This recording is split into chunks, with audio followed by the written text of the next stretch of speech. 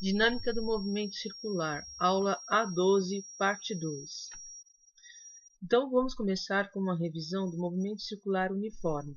Neste movimento, ele é caracterizado por uma velocidade escalar com módulo constante, contudo, por ser tangente à trajetória, ao longo do movimento, a direção e o sentido do vetor velocidade variável. Essa alteração da direção e o sentido faz com que apareça uma aceleração voltada para o centro da trajetória, que é a aceleração radial. O caminho percorrido de uma posição θ inicial até uma posição θ mais Δθ, esse arco de circunferência ele pode ser escrito como R Δθ. Dividindo os dois lados da equação pelo tempo, conseguimos escrever velocidade média igual a R vezes velocidade angular média. A aceleração radial, como discutimos na aula anterior, ela é escrita como v² sobre r. Mas, se lembrarmos que a velocidade é espaço percorrido por tempo, quando completamos uma volta, o espaço percorrido é igual ao perímetro de uma circunferência, 2πr, e o tempo gasto é o período, t.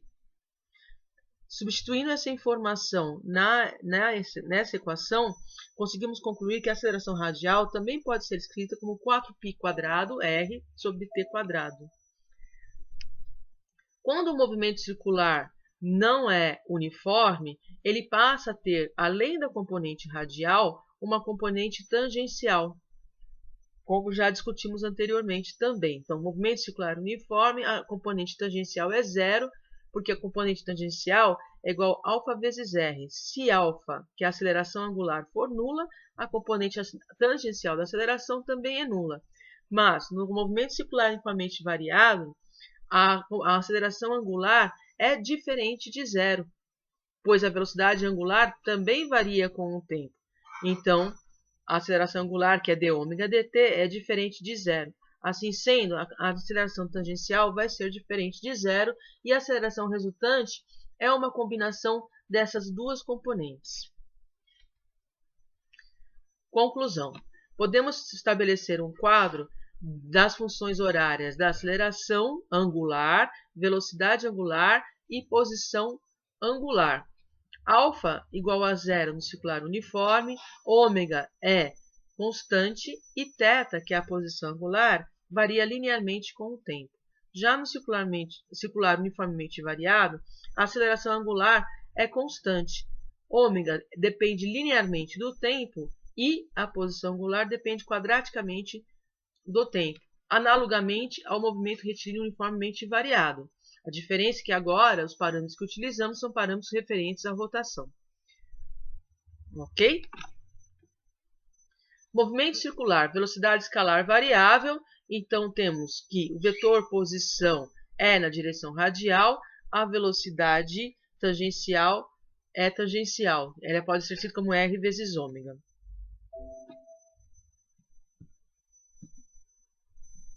Movimento circular. A aceleração do movimento é dada, então, por uma componente radial e uma tangencial. A componente radial ou aceleração centrípeta pode ser escrita como R ω² ou v² sobre R. Esse sinal menos está no sentido negativo do sentido do raio, então por isso que aparece esse sinal negativo aqui na componente radial. A tangencial, como já discutimos, é a aceleração angular α vezes R.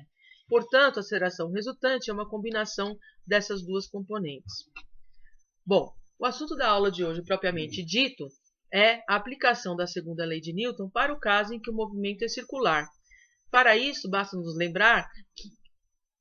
lembrarmos que a força resultante é igual a massa vezes a aceleração. Se a aceleração no movimento circular, genericamente, possui duas componentes, a componente tangencial e radial, a força resultante também possuirá duas componentes. A componente tangencial, que é massa vezes a aceleração tangencial, α vezes r, e a componente radial, que é massa vezes a aceleração radial, que é mv² sobre r, radial ou centrípeta. Desta forma, o módulo da força resultante consistirá na raiz quadrada de cada uma dessas componentes, a componente radial ao quadrado mais a componente tangencial ao quadrado. Vamos agora nos centrar no movimento circular uniforme. Só recordando, ele não possui componente tangencial, então a única força resultante será a força centrípeta, ou força radial, que é massa vezes aceleração radial. Vamos iniciar agora a solução de alguns exemplos. Vamos fazer o exemplo 5.22 na página 159, contornando uma curva plana. O carro do exemplo está fazendo uma curva plana com raio R. Se o coeficiente de atrito estático entre os pneus e a estrada for igual a μe, qual a velocidade máxima com que o carro pode completar a curva sem deslizar? Então, vejamos, temos um carro completando uma trajetória circular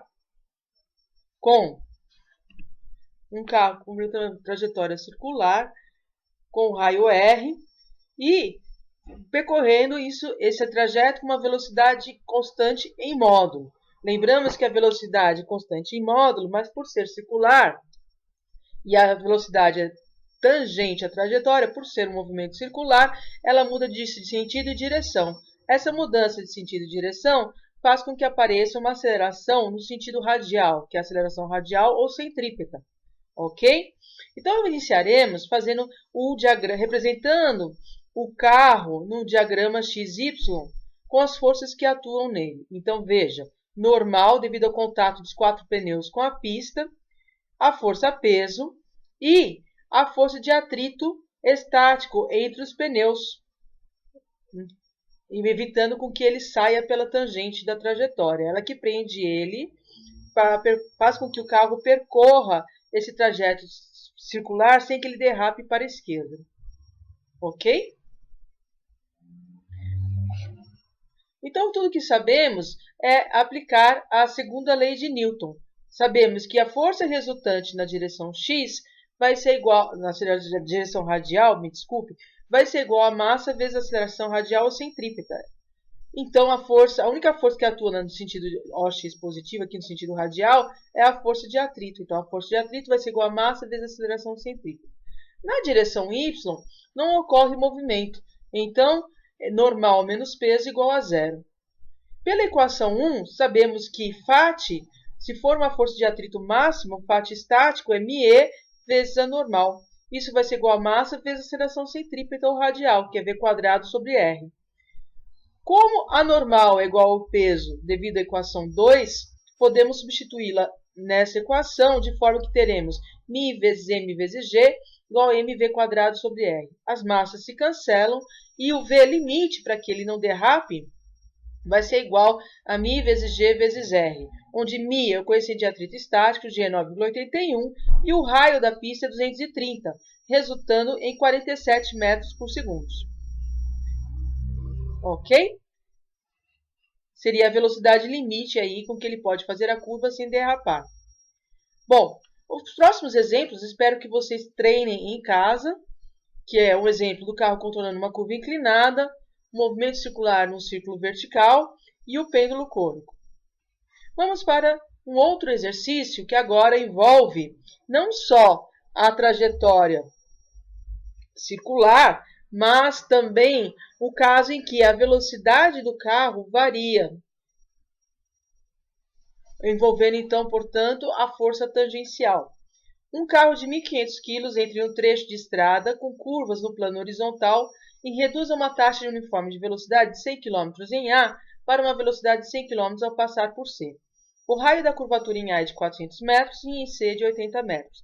Determine o módulo da força horizontal total exercida pela estrada nos pneus nas posições A, B e C. O ponto B é um ponto de inflexão, onde a curva muda de direção. A distância percorrida entre A e C é de 200 metros. Esse exercício foi extraído do livro Mary Craig, Dinâmica, 4ª edição. Resolução. Bom, se ele reduz a sua velocidade numa taxa uniforme, podemos assumir que a aceleração tangencial é constante durante todo o trajeto. Então, podemos calculá-la usando a equação de Torricelli. Veja, vc² menos va² sobre 2 vezes o caminho percorrido. Bom, A velocidade final é de 50, dividimos por 3,6 para convertermos em metros por segundo. A mesma coisa, menos 100, dividimos por 3,6 para convertermos para metros por segundo. Dividir por 2 vezes 200 metros. Concluímos que a aceleração tangencial é constante durante todo o trajeto e igual a menos 1,45 metros por segundo ao quadrado. Por outro lado, em a aceleração radial ela é calculada como v quadrado sobre r. Correto? Então, se a velocidade em A é de 100 km por hora, transformamos esses 100 km para metros por segundo, dividindo por 3,6. Elevamos ao quadrado e dividimos pelo raio de A. O resultado foi 1,93 metros por segundo ao quadrado. Em B, a trajetória é retilínea e, portanto, não possui aceleração radial. E em C, fizemos um cálculo similar, onde a velocidade em C é de 50 km por hora, dividimos por 3,6 para passarmos para metros por segundo, elevamos ao quadrado e dividimos pelo raio de C, que é 80 metros. O resultado obtido foi 2,41 metros por segundo ao quadrado. Pois bem, ele quer a força total resultante nos 3 pontos. A força total requer que calculemos o módulo da aceleração total, envolvendo a combinação radial e a combinação tangencial. Então, o módulo da aceleração resultante é raiz quadrada da componente radial ao quadrado mais a componente tangencial ao quadrado. Fazendo essa continha, obtemos 2,41 no ponto A, 1,45 no ponto B e 2,81 no ponto C. A força resultante nesse trajeto vai ser igual à massa do carro, que é 1.500, vezes essa aceleração resultante. Temos, portanto, 3,62 vezes 10 ao cubo, 2,18 vezes 10 ao cubo e 4,22 vezes 10 ao cubo. Bom, como referência, podemos citar para vocês estudarem o livro do Young and Free, 12ª edição. Bom estudo a todos e até a próxima videoaula.